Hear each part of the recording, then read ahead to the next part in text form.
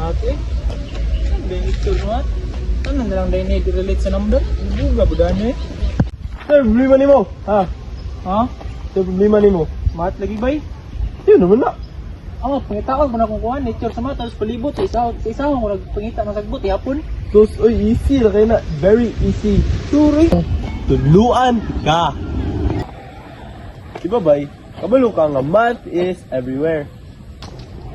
Kanang humayan diha, nanay sukod.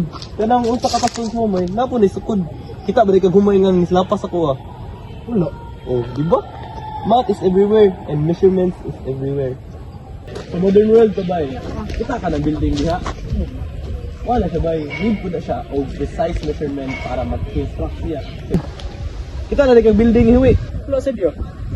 Walang need o precise measurement sa tanan natong gina-construct. Unsay problema ninyo dira? Man, Sayo na na. Ali ko dire, taganti kag example. sa dito ko. Bay, sayo na ng math bay. Makita ra ganito sa bulak? Dili na sa bulak bay. For example, ang sunflower is sample na sa Fibonacci sequence. Dili na Fibonacci sequence. Fibonacci sequence is a series of two numbers, in which a number is the sum of two previous ones. It starts with 0, 1, then 1, 2, 3, 5, 8, 13, 21, and so on. Sunflowers are another famous example of Fibonacci in nature. The arrangement of seedheads on sunflowers often takes on Fibonacci numbers. Subot na ka sa Fibonacci sequence. Ay, hanap din na bay. Saan yung problema ninyo? Math! Saan yung problema ni Mudo? Math lagi. Math is everywhere. For example, sequence. Bisan maligo ka, nadya po yung math. One of the few example of sequence is kanang maligo ta. Siyempre yung maligo ta na tayo ginasunod pa sequence. Dili man na to manotice, pero murag general na din siya. Example, una yun ang mag-rinse ang body. Sunod, magsabon. Sunod, mag-shampoo. Sunod, mag-rinse. Sunod, ang toothbrush. Dili man na to na mamalayan, pero sa kini sa example sa sequence. Ug napa ko'y ihatag na example. This is the Pica Cruz. Muna siya ang game, Filipino game, na ginadula na to sa atong childhood. Na siya ginasunod na sequence. Mag-jump sila box by box as you can see sa video, ug na sila ginapapalo ng sequence. So nakuha nimo, dili lang kay subject ang math.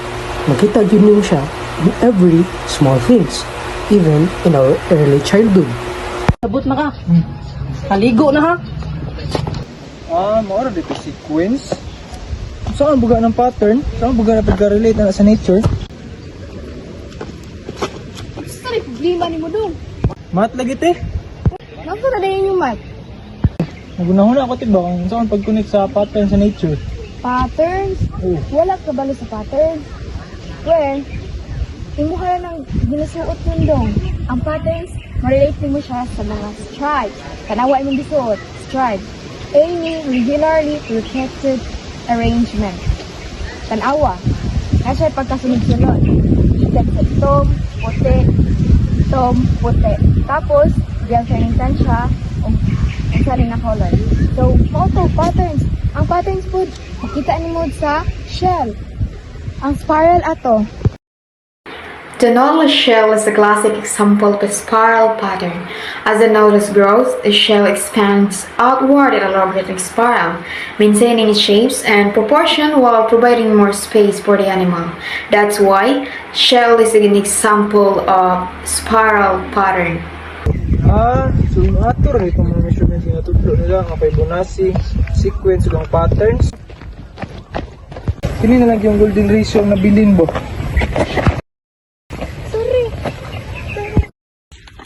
Sorry ma'am. Sorry.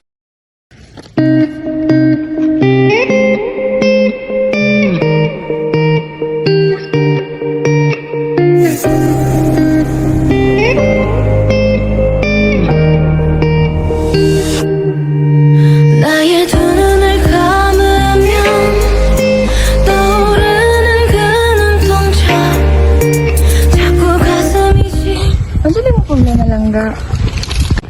Ay, nakadungog di ka te? Nag-disapay ka sa golden ratio. Tandaan ta ka. Ang golden ratio ka, may connect mo gabi na siya sa nature. For example, kay Approximately 1.618, it's a mathematical concept that represents a harmonious and aesthetically pleasing proportion. It is often observed in various aspects of nature. For instance, the spiral arrangement of seeds in the sunflower and the shape of a nautilus shell are believed to follow the golden ratio. Additionally, the proportion of the human body, such as the ratio of the length of the forearm to the hand, are said to approximate the golden ratio. sabi na ka lang da. Ano na ka ka? Bye! Sige te, salamat, amping. So math is everywhere, good day, no? Sama sa Fibonacci, Golden ratio! Measurements! Patterns! And sequence! so now you know that math is